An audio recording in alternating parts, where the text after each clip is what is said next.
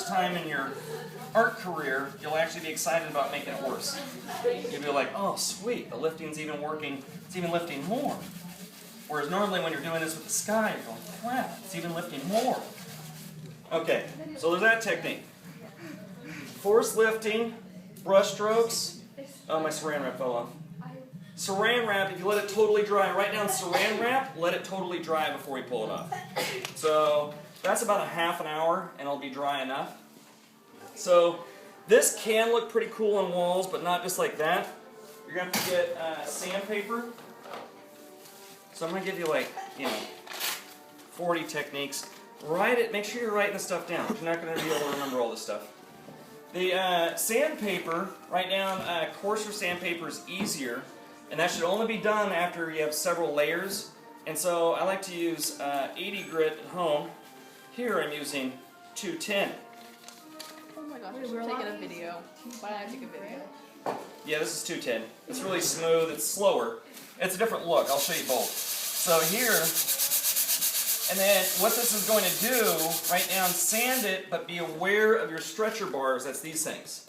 So if you sand over this, you're going to have a disaster. So if you go, actually, I'll go over that. You're going to start getting like a ridge where that wood is, and including around the perimeter of it, which is a little bit scary. So then, write down when you use sandpaper to try to do it over like a more of a textured area. So the thicker the paint, then you do a glaze on, then you sand it off. It'll look more impressive when you're sanding through like really thick texture, like this even. So you can see that thick texture. So that'll show through. What's that? Probably. That's awkward. I think that's paint. Oh, it's paint. Thank goodness. Alright. Alright. So here, I'm going to go over this with a little bit of blue. And then let that fade out. Then I can let that dry. And then after it's dry... Lee, can you, cabinet 1, give me a piece of sandpaper. I have 100 grit in there. Let this dry, and then when you sand it, use a flat piece of sandpaper, and then hold your hand as flat as possible. And when you're sanding this, it's only going to take the top part off, and it's going to leave the other parts still embedded into the little cracks and nooks and crannies in there. But now, okay, so you can kind of see all these sanding techniques. And there's like tons of different techniques that you guys can use.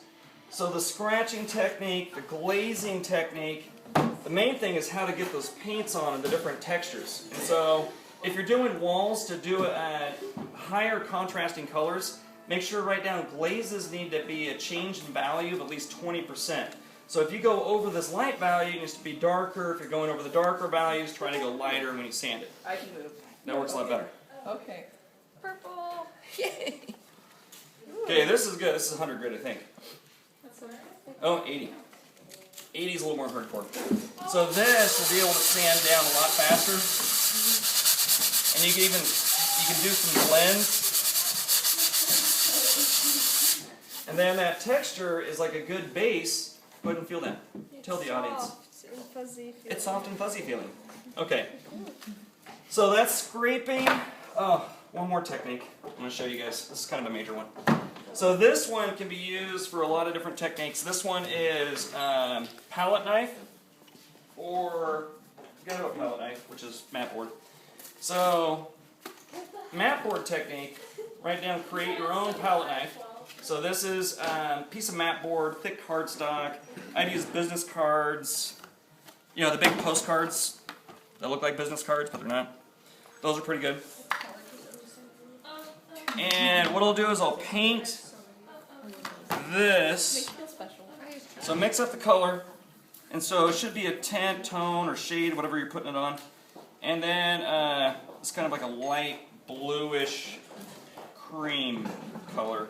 This is the blue plus white. And with the mat board technique, this is also with the Greg Spelonka technique right here. So with that, you can put this on, and you don't want it to look like a palette knife. So to avoid the palette knife look, you don't want this. You don't want to put it on like the same direction, it'll start looking like a palette knife. So you got to turn it. And this is also great for interior walls. That's what I do. This is what I do. And then because of the contrasting values, you can kind of see it's turning. And then if it starts going like this, you need more paint. So if you start having too much of the texture of the canvas show through, just add more paint to it. And this is my secret. Don't let this get out. This is how I do all my walls. So then I'll put this on there. And then what's wrong with leaving it like that, people? It's one technique. It's gimmicky. One gimmicky technique. So I'll get rid of that by blending that. Wait, Stevens, that person gets to paint an ostrich. I want to do an ostrich. But it's looking into a floor. Okay. You're at a cute little porcupine. I don't see an ostrich. An ostrich, really, I don't think an ostrich, people really think that's a cute animal. That's true. Ostriches are kind of weird. When it puts its head in the ground, that's like kind of cute. Yeah. Yeah. Okay, so you can kind of see how I'm fading. So I'm fading these techniques. I'm going over the drips. So now you can kind of see the glaze going through the palette knife, blending out some of the palette knife. Then I could incorporate, and once you have like a little recipe, maybe I'll do, a stick figure. Yeah. That's not a stick. It has a body. Oh, it is. Make it appropriate. I'll put a Speedo on it. Do a little heart. Oh, and a heart. Valentine's Day! And it's a stick figure with a heart.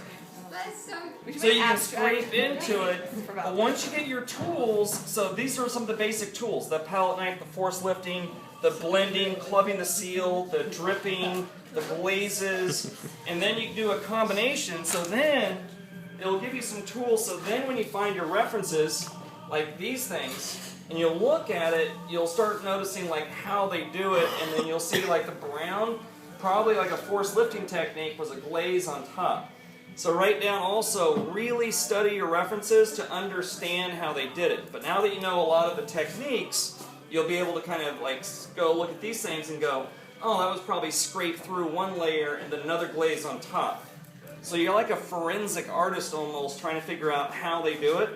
And once you learn some of these techniques, you'll be able to look at other abstract artists and be able to kind of decipher how they did it and be able to create your own masterpiece. Alright, so this is a start. I'll show you more later, but this is enough. If you see a technique that you don't understand that's out there, then I'll show you how to do it. Action!